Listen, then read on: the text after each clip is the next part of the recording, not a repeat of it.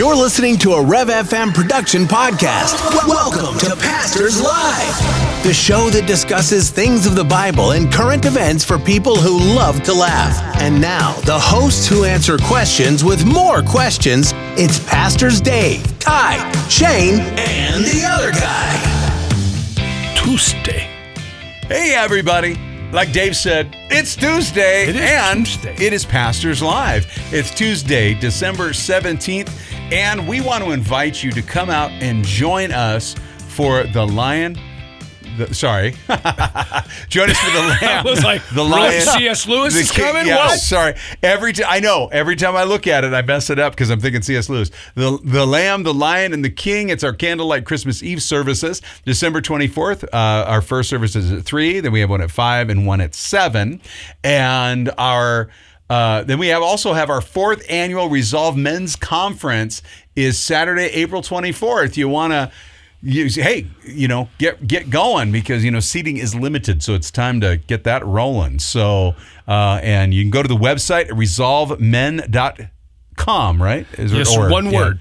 Yeah, resolvemen.com. Yep. And then you can register online. You can register today. Get it all Do going. it now. Do it now.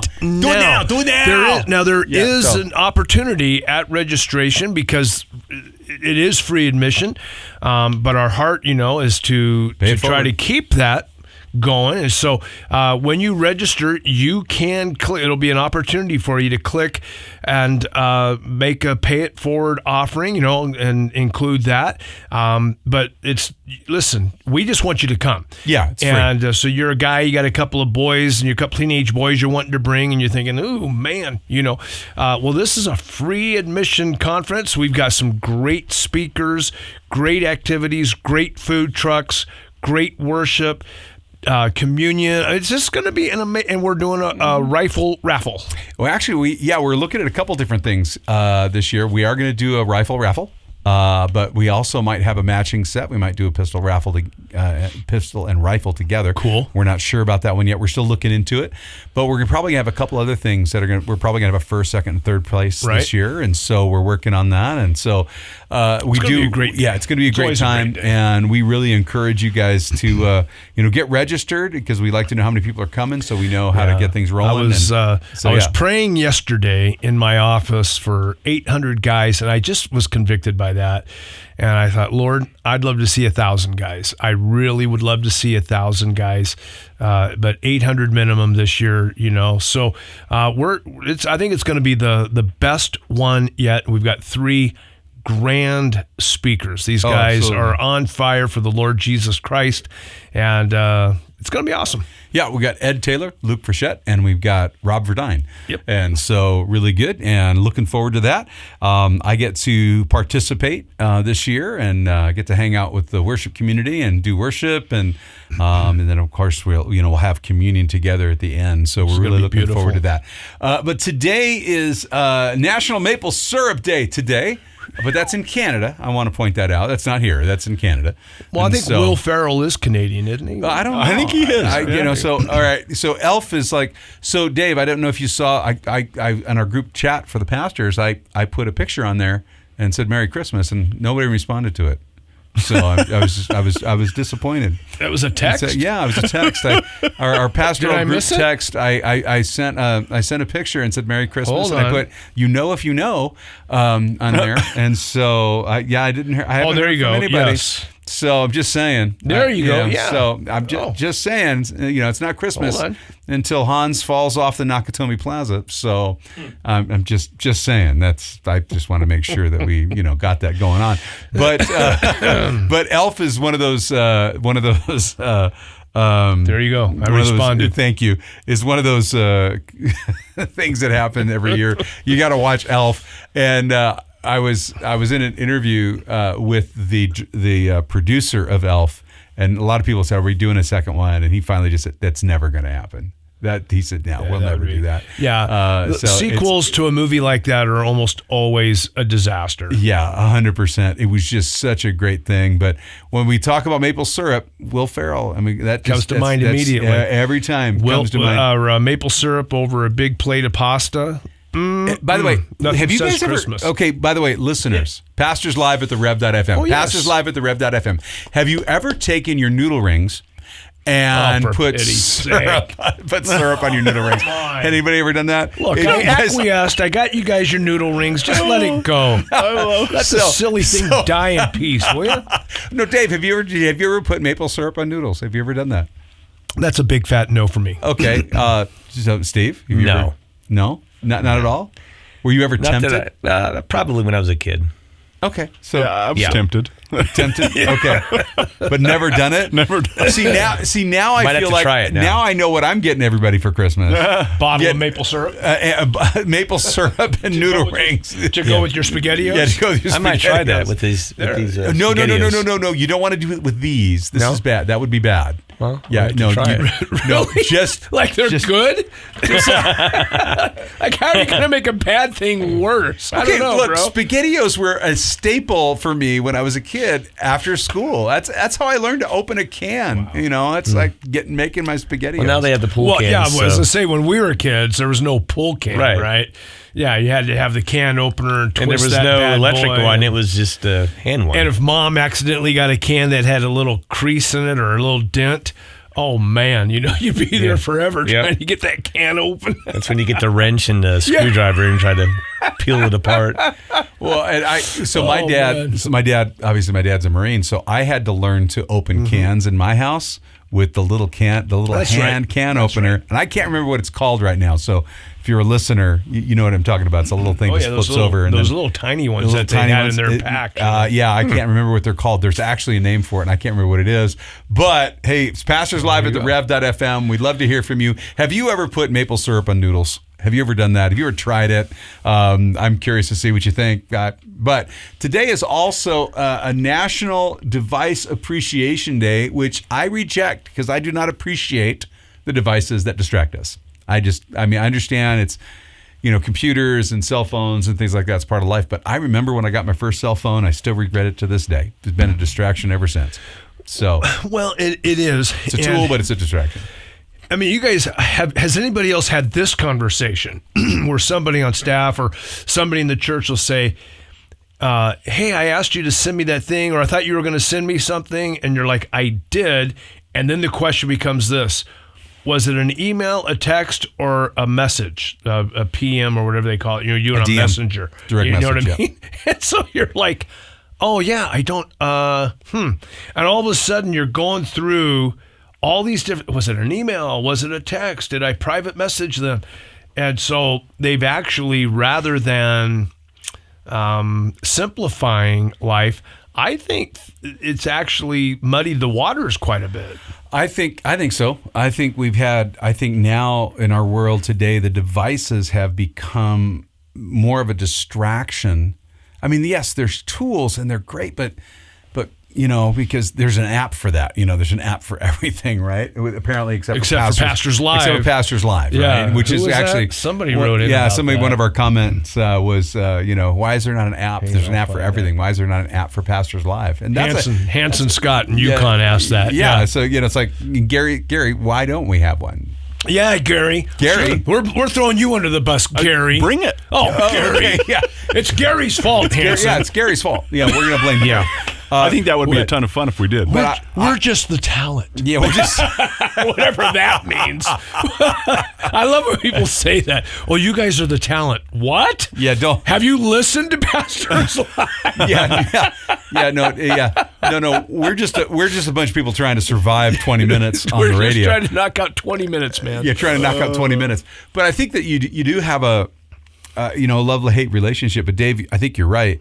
We were talking, I think it was last week, about communication, and we live in an era of poor communication like no other, because email, texting, things like that. You're not in person with somebody. You don't see so you can't hear their inflection. You don't know what they mean. You're reading between the lines. Are they upset? Are they not upset? And then now we have, obviously we have FaceTime and we have all these other things where you can actually see the person and hear the person. You can hear somebody on a phone. But yeah, it's like, we've lost face-to-face communication because we're so used to now it's communication in 160 characters or something like that. And I know that we can lose some of that. It's like FYIs sometimes are great through an email or a text, but I'll tell you what, I think face-to-face communication is still the best kind. And that's why I encourage people, go to church. Be around people, be with people. Yeah. I think it's really, really important. Well, look at the guys that are in the studio right now, right? We all, our lives are wrapped around a book. This book, these 66 books in one volume that we know are this is the Word of God. And so written communication is why we even know each other. Why are we all friends? We wouldn't be buddies. We wouldn't be friends and colleagues, but for written communication called the Bible, right? At the same time, how many times, especially in Paul's epistles, Paul's writing somebody and he goes, well, look, we'll talk more about it when I get there face to face. Yeah. Right? Or, hey, I'm making my way up there that way, and I'm going to swing by and see you guys on the way so we can have a face-to-face conversation. And even when he's having to bring correction, hey, I'm going to be there pretty soon and have a face-to-face with you guys, and you can decide if I'm bringing, the candle or what is it? No, the carrot or the stick, right? It's like, do you want to get, disciplined, or are we going to have a happy reunion day? And so even in the writing that we, our life is wrapped around this writing. Even in this, there are constant references to face-to-face. Even we're in the book of Revelation right now. Mm-hmm. And John says what? I turned to see the voice that was behind me, right? You're constantly hearing about face-to-face communication. Moses is in the wilderness. I turned to see the bush that was burning. And so even in the writing, we are encouraged to be face-to-face. Now we see through a glass darkly, but then face-to-face. 1 John so 3, we're constantly moving toward that deeper intimacy, and that's that face-to-face intimacy. Yeah, I think sometimes our devices have separated us. I know a lot of people are living through other people. I think the social media world still confounds me sometimes, where people like, oh, thank you for following me. Like, there's people who actually follow other people's lives, and it's like, are you living your life, or are you following somebody else's life? When I was, I remember, people getting in trouble for being peeping Toms and voyeurism and things like that, where, you look in people's windows and stuff like that. And it's almost like we have this voyeuristic society now that it's become full-on cultural. industry. Yeah. It's like, you're kind of peeking into other people's lives, into their homes and into their life. And these people are now exposing themselves and exposing their lives and things like that. I mean, I remember when we used to close, there's a reason you have curtains on your windows, right? Because it's your home and you need it to be, it's your sanctuary. It's your sanctuary. It's your private place. That's right. And we really try and encourage people. Hey, have that, and that's why hospitality is important, because you invite people into your home. Right. And so, in relationship, you invite people into that place, into those relationships. Well, even in small groups now, there's I wouldn't say it's prevalent, but it is something that I've noticed. I've been asked a number of times, is there a small group that does it on Zoom? And you're like, I get what you're saying. That sort of defeats the purpose of small group. Correct. Right? But the other thing is, isn't it interesting that one of the major issues in mental health and psychology is loneliness? And yet, we've never been more so-called connected in our lives, because it used to be you wrote a letter, you put a stamp on it, you post it, and off it goes to grandma or off it goes to your cousin or whatever it is.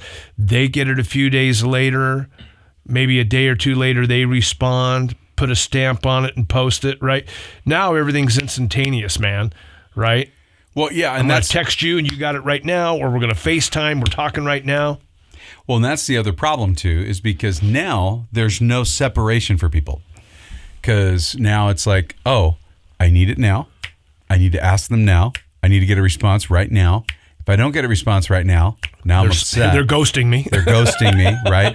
Like, and like, oh, I sent the pastor a text an hour ago, and I haven't heard from him. Hasn't responded. He's the pastor's not loving. The pastor's not available. I sent you an email and you didn't respond to me. And I'm like, well, were you just waiting behind your computer for me to respond? And one person was honest. They said, yeah, I waited for 3 hours for you to respond to an email. And I was like, I was out of the country.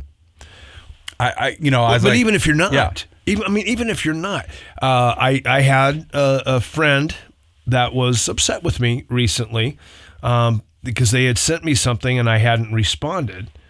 And I said, are you sure you sent it? Like, did you push send? Oh, yes.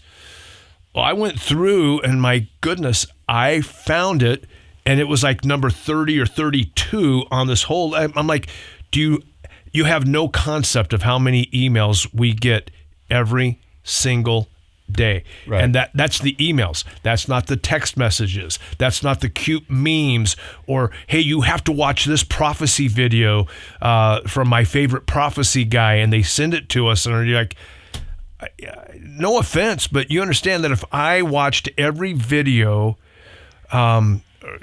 responded to every meme that was sent every day, I would get no work done. I mean, there'd be no counseling going on. Because in the midst of the whole day, there are people who are walking into the church office and need to talk with or pray with a pastor. There are people who are calling into the church office, need to talk with or pray with a pastor. We have appointments. I have 4 to 6 appointments every day with people. And so when someone gets upset, I sent you an email or a text and you didn't respond. And I'm like, really? And then you're going, when was that? Well, that was, last week on this day. And you go through and go, oh, yep, there it is. It was buried in a sea of other stuff. Yeah. We're not being rude. We're about the Father's business. Does that make sense? Yeah, we got stuff going on. Yeah. I think one of the things is when we're in the, you think about letters and things like that. I tried to encourage somebody the other day. I said, hey, if you send me an email, treat it like a letter. Give me time to get it, open it, write, and send it back to you. It might be a little while. Yeah. It's just because there's just stuff going on. The amount of stuff that I've had, or I still have to finish now, just for the holidays is mind-boggling to me. Right. But in our reading today, we see the 7th seal. It's a prelude to the 7 trumpets. And speaking of written items, right? And the scroll, right? And so when he opened the 7th seal, there was silence in heaven for about a half hour. Now, I know there's 1,000 jokes that go with this one, right? Usually, to some people, they're really not funny. But I would like to point something out about this. When you read the Psalms, there's this dichotomy. It's kind of a oxymoron of silent praise, right? Where in the Psalms, we're called to be silent. And every psalm that calls us to silence is right before God steps into judgment. And I've always found that fascinating because I never understood silent praise, right? I understand silence and solitude, but that's oxymoron to me, right? To silent praise. But when you start looking at in the Psalms, when it calls us to be silent, it's connected to the judgment of God. So when you read this, there's so much more here that I think we miss when it says there's silence in heaven for about a half hour. This is the call to silence because God is about to drop the hammer. That's something to really consider when you're looking at the scripture. Is why is there silence? Why is it quiet? It's the hush before the storm. It's because God is coming to judge. And we need to remember that God is judge. He's just, but he's going to judge. And we can't ignore that. We have to remember that. And so when you read this and you hear the little jokes, and all these other things about, remember something. There's more to it than the funny joke. The difference between men and women and things like that. Don't just remember something. This is about God who's going to judge.